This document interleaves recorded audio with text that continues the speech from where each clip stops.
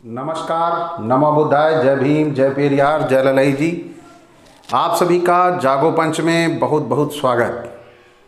जागो पंच आपके लिए आज लेके आया है एक ऐसा ऐतिहासिक वीडियो जो वाल्मीकि रामायण के द्वारा लिखे गए उस हिस्से को आप तक पहुंचाएगा जिस हिस्से से आप अभी तक रूबरू नहीं हुए हैं। वो हिस्सा क्या है? वह हिस्सा आपके जीवन में अंधविश्वास और पाखंड की जड़ों को हिलाकर रख देगा। क्या वाकई ही, क्या वास्तव में वाल्मीकि ने ऐसा लिखा था? यह प्रश्न आपके दिमाग में कौंधेगा। मैं उस हिस्से को लेके आया हूं और वो श्लोक डिस्प्ले होंगे स्क्रीन पर और आप मेरे साथ आप भी पढ़कर उनके अर्थ जान सकते हैं। और मैं उस हिस्से को लेके आ रहा हूं जिसमें उसका हिंदी रूपांतर भी दिया गया है। तो वो ऐसा ऐतिहासिक वीडियो आज ये जो हो रहा है, ये बन रहा है, ये आने वाले समय में एक मिसाल बनेगा। क्योंकि हमारे समाज में अंधविश्वास और पाखंड ने ऐसा जकड़ रखा है कि हमारे लोग शिक्षित होकर भी पढ़ना नहीं चाहते हैं। आखिर क्यों? क्योंकि उन्होंने जब शिक्षा प्राप्त की थी तब मनौतियों से प्राप्त की थी। कैसे प्राप्त की थी? मैं 10वीं पास हो जाऊं, 1 किलो लड्डू चढ़ाऊंगा हनुमान जी को। मैं नौकरी पा जाऊं, वैष्णो देवी जाके दर्शन करूंगा। तो ऐसे ऐसे हमारे समाज ने शिक्षा प्राप्त की है।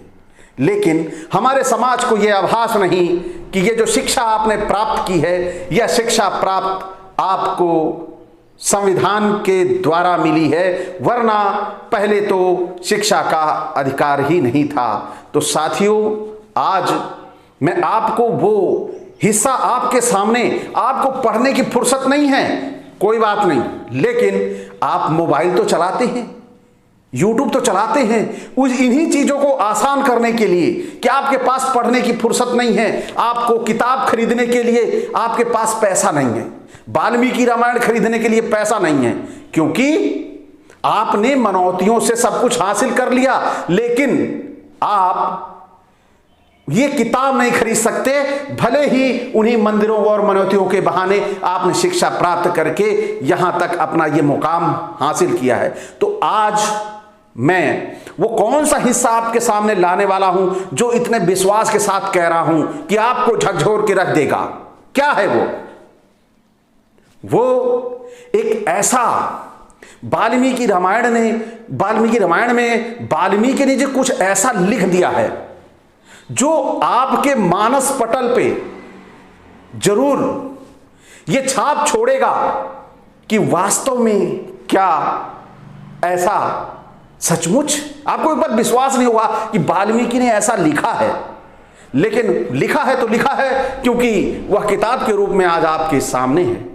तो ऐसे घृणित वाक्य, ये कविता हो सकती है, कहानी हो सकती है, एक जैसे फिल्म होती है, पटकथा होती है, ये पटकथा हो सकती है, लेकिन यह पुस्तक कहीं से भी आपके लिए पूजनीय और दैविक पुस्तक नहीं हो सकती। इसका मैं दावा करता हूं।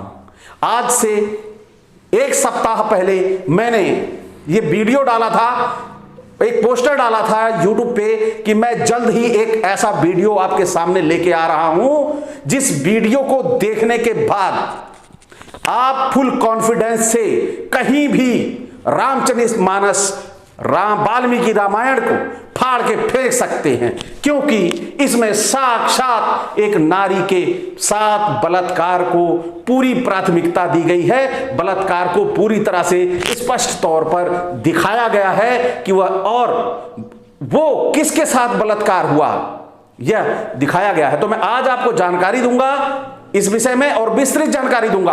आप वीडियो में अंत तक बने रहें। आपको आज बहुत कुछ ऐसा दिखने वाला है जो आपके दिमाग को झकझोर देगा। वास्तव में हम पूजा किसकी कर रहे थे।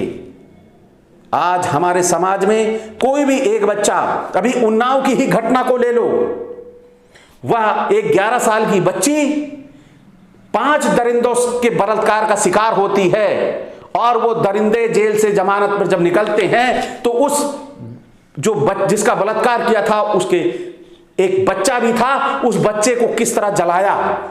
लेकिन वही 5 दरिंदे उसी तरह पैदा हुए बच्चे की पूजा कैसे करते हैं, यह भी आप जाके उनके घर देख सकते हैं। पूजा होती होगी, जरूर उसकी पूजा होती होगी। आज ऐसा ही मैं सीन आपके सामने लेके आया हूं। तो यह घटना उस समय की है जब वाल्मीकि की रामायण की बात, यह जो घटना है वाल्मीकि रामायण से ली गई है। वाल्मीकि रामायण के किष्किंधा कांडम, संस्कृत में ही बता रहा हूं, ये किष्किंधा कांडम से ली गई है। और इस किष्किंधा कांडम में है क्या, इसमें जामवंत जो हैं वह जब समुद्र के किनारे खड़े होते हैं और हनुमान को समुद्र लांघने के बारे में बात कर रहे होते हैं, उस समय वह हनुमान के बारे में बताते हैं कि हे हनुमान, तुम्हारे अंदर तुम कैसे पैदा हुए हो और तुम किस कुल के हो। तो ऐसी चीजें जामवंत बता रहे हैं, वाल्मीकि लिख रहे हैं और आप सभी सुनिए, देखिए, आप सभी के मन को, मस्तिष्क को यह घटना झकझोर देगी कि कैसे वाल्मीकि ने अपनी इस कहानी में लिखा है। आपको विश्वास नहीं होगा, वास्तव में यह वाल्मीकि ने लिखा है। लेकिन वाल्मीकि ने लिखा है तो लिखा है, इसे आप भी काट नहीं सकते हैं। लेकिन आपको यह विश्वास होगा इस कहानी को पढ़ के, इस कहानी को देख के। आइए किष्किंधा कांडम के उन श्लोकों पर चलते हैं, पढ़कर जो स्क्रीन पर आपको दिखते हो। तभी जब आपको दिखेगा तभी आप मानेंगे। मैं बोलूंगा तो बोलेंगे कि यह पागल हो गया है, यह पता नहीं कहां से रामायण पकड़ के ले आता है, यह हिंदू विरोधी हो गया है, यह समाज द्रोही हो गया है। ऐसे ऐसे शब्दों से मुझे नवाजा जाएगा। लेकिन यह देखने के बाद जो आज मैं लेके आया हूं, यह देखने के बाद मैं देखता हूं कि वाल्मीकि को आप किन शब्दों से नवाजते हैं। तो साथियों, आइए चलते हैं किष्किंधा कांडम सर्ग 66 और श्लोक नंबर 7।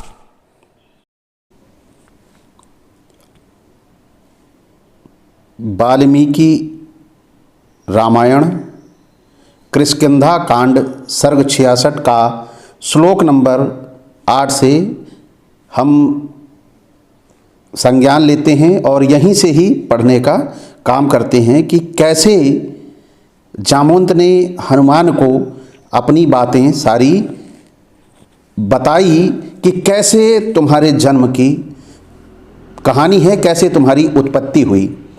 तो मैं जो संस्कृत का श्लोक है वह पढ़कर और हिंदी का रूपांतर भी आपको पढ़ के सुना रहा हूँ।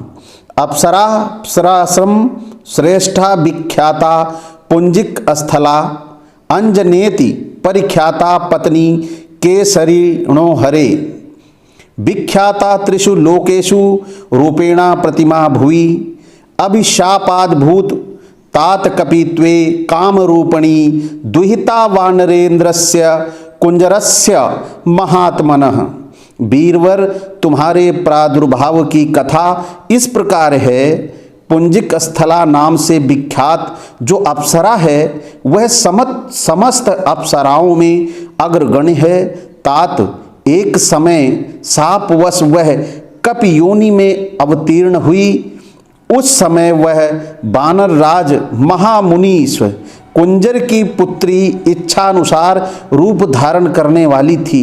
इस भूतल पर उसके रूप की समानता करने वाली दूसरी कोई स्त्री नहीं थी। वह तीनों लोकों में विख्यात थी। उसका नाम अंजना था। वह वानर राज केसरी की पत्नी हुई। मानुषम विग्रह कृत्वा रूप यौवन शालिनी विचित्र माल्याभरणा कदाचित सौमधारिणी अचरत पर्वतसाग्रे प्रावृणबंबसन्निभे। एक दिन की बात है, रूप और यौवन से सुशोभित होने वाली अंजना मानवीय स्त्री का शरीर धारण करके वर्षा काल के मेघ की भांति श्याम कांति वाले एक पर्वत शिखर पर विचर रही थी। उसके अंगों पर रेशमी साड़ी शोभा पाती थी। वह फूलों के विचित्र आभूषणों से विभूषित थी। तस्या वस्त्रम विशालक्ष्यः पीतम रक्तदशम शुभम स्थिताया पर्वतसाग्रे मारुतोपाहारच्छने। उस विशाल लोचना बाला का सुंदर वस्त्र तो पीले रंग था, किंतु उसके किनारे का रंग लाल था। वह पर्वत के शिखर पर खड़ी थी। उसी समय वायु देवता ने उसके वस्त्र को धीरे से हर लिया। हर लिया मतलब यहाँ पर उसके कपड़ों को खोल दिया, यानी उसके हरना मतलब कपड़ों को छीन लेना हुआ, क्योंकि हरण करने का मतलब जबरदस्ती जबरन होगा। तो आइए आगे चलते हैं। सह दर्श ददर्श ततस्यास्या वृतावूरम सुसहंतो अस्तनो च पीनो सहितो सुजातम चारु चाननम। तत्पश्चात उन्होंने उसकी परस्पर सटी हुई गोल गोल जांघों, एक दूसरे से लगे हुए पीन उरोजों तथा मनोहर मुख को भी देखा। यहाँ पर कुछ ऐसी भाषा है जो बताई नहीं जा सकती, क्योंकि वह नारी का अपमान होगा, इसलिए मैं वो भाषा नहीं बोल पा रहा हूं। लेकिन संस्कृत के श्लोक का जो मतलब है वह इससे भी ज्यादा अश्लील है। ताम बलादयात श्रोणी तनु मध्याम यशस्विनीम दृष्टवैव शुभ सर्वांगी पवनः काम मोहिता।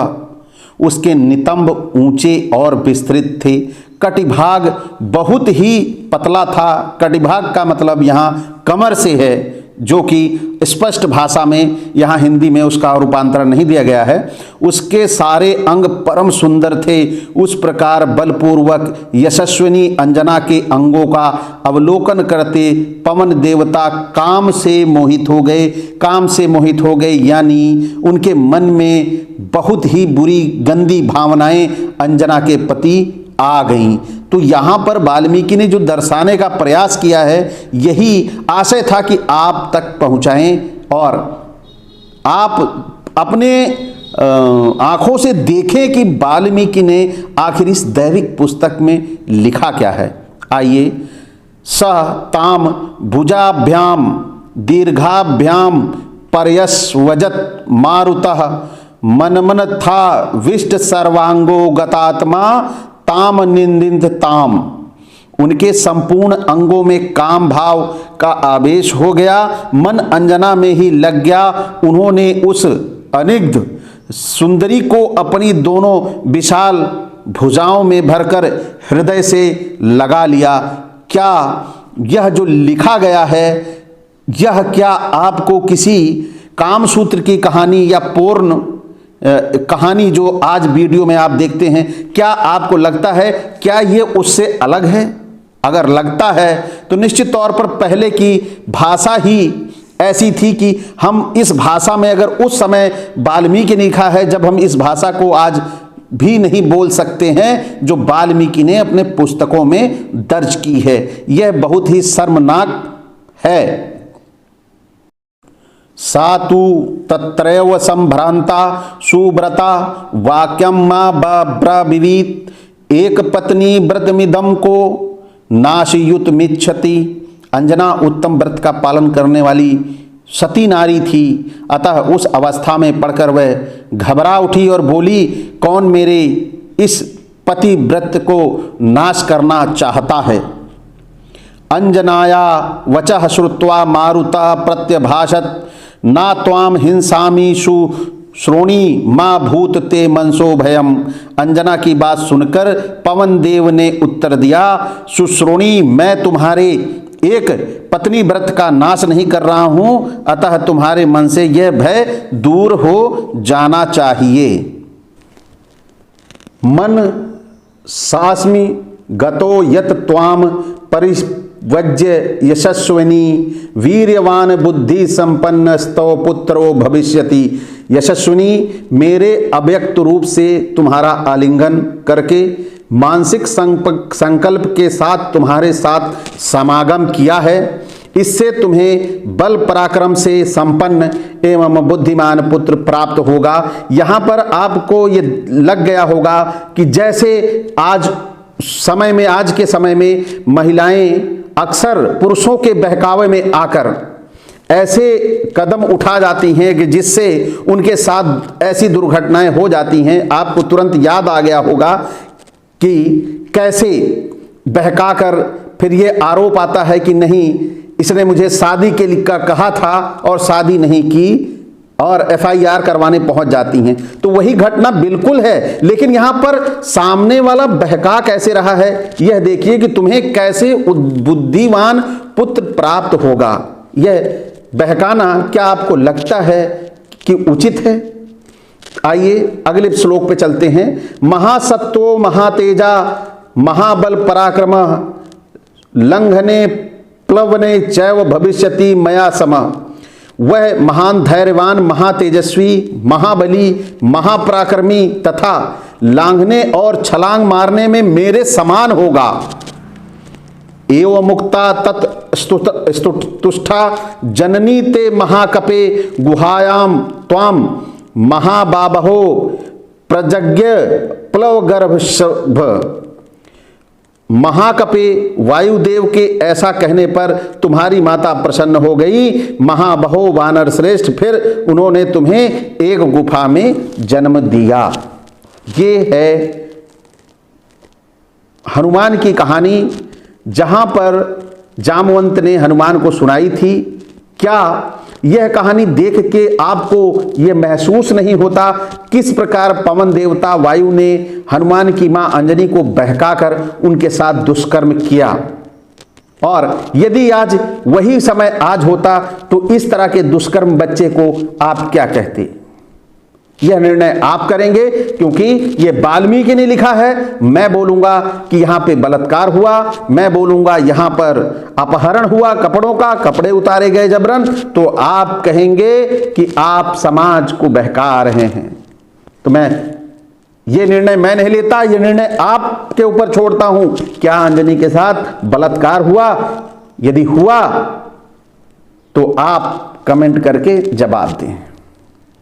साथियों, आप सभी ने पढ़ा कृष्णगंधा कांडम सर्ग 66 के उस हिस्से को आपने मेरे साथ पढ़ा होगा, क्योंकि लगातार आप जब मैं पढ़ रहा हूं तो आप भी देख रहे होंगे कि क्या लिखा है वाल्मीकि ने। अब आप क्या कहेंगे इस विषय में?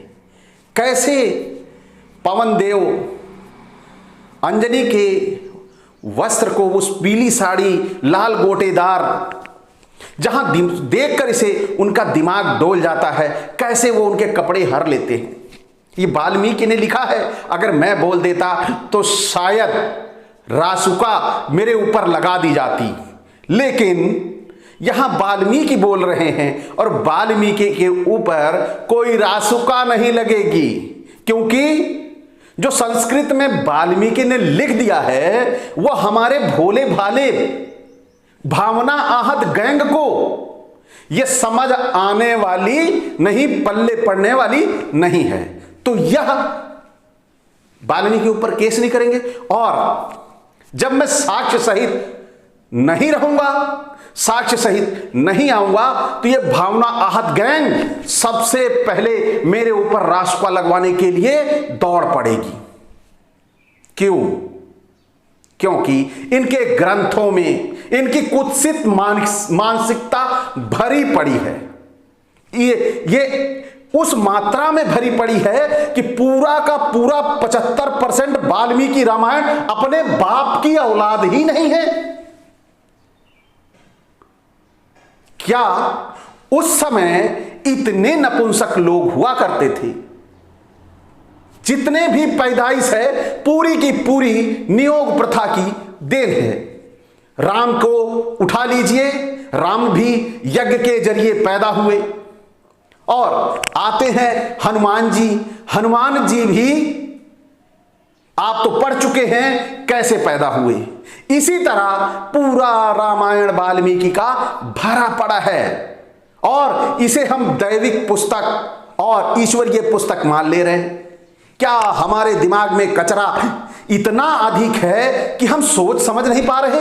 आखिर ये कचरा भरा किसने?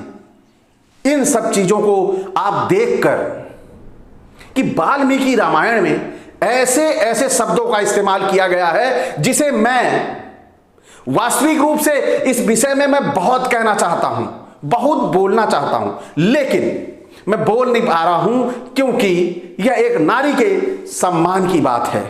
उन शब्दों को मैं खोल के नहीं कहना चाह रहा हूं, यह मैं इतना तक कर रहा हूं कि जिस तरह वाल्मीकि ने वर्णन किया है, उस समय टेलीविजन नहीं हुआ करता था, फिल्में नहीं हुआ करती थी, लेकिन जैसे आज सनी लियोनी की पुस्तकें वीडियो हैं, उससे ज्यादा घातक वाल्मीकि ने रामायण लिखी है। ये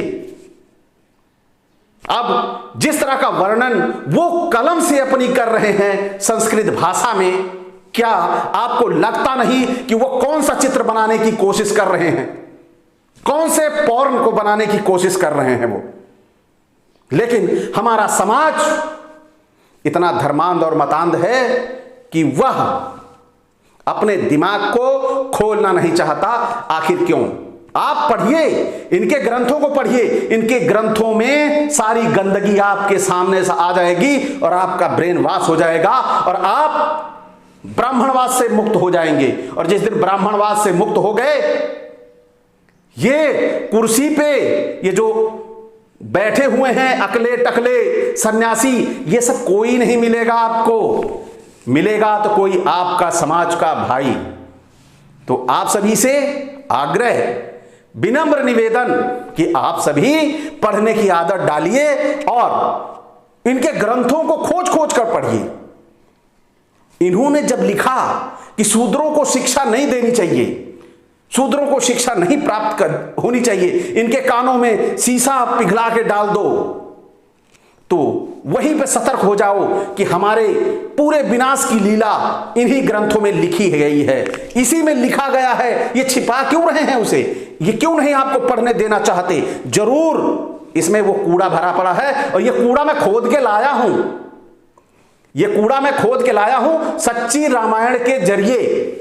सच्ची रामायण में मैं खोज के लिए निकला कि क्या वास्तव में, मुझे एक बार पेरियार जी पे संदेह हो गया, लेकिन जब मैं उस खोज में निकलता हूं, उस अन्वेषण में निकलता हूं, तब जाके ये सच में वाल्मीकि रामायण में ऐसा घृणित जो उदाहरण है वो मिल जाता है। और मैंने फिर सोच लिया था कि ये मैं आपके सामने ला के रखूंगा कि सच्ची रामायण ही है, वो गलत नहीं लिखी गई है।